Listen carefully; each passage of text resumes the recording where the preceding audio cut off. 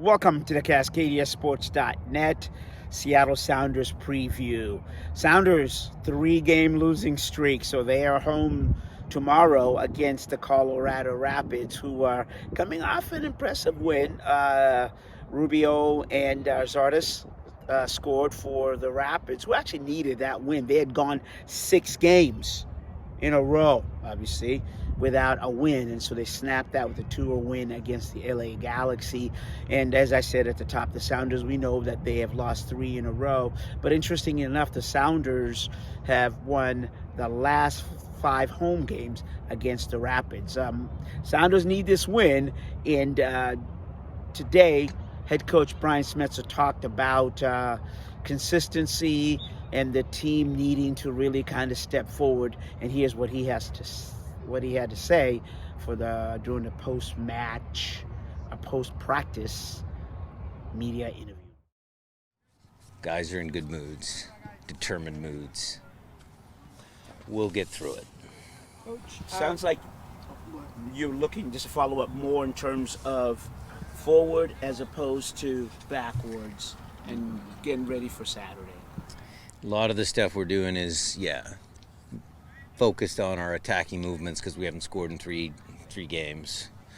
But there is some component of defending in there. Like today, we just touched on a little bit, what were we good at earlier in the year? We were good at transition. How do you start transition? You start transition by good defending and defending higher up the field. So there's lots of different components that'll help us get on track to score goals. So the game plan for that position, you guys will find out an hour prior to kickoff. And what I want is to try and find some consistency in that position, because it was Albert and Danny and Nico and Danny, and then Albert and JP, and then Albert and Obed, and Josh is going to get a chance. It's been kind of rotating, and that's part of the reason why we haven't had any consistency in the results. So we're going to try and solve that.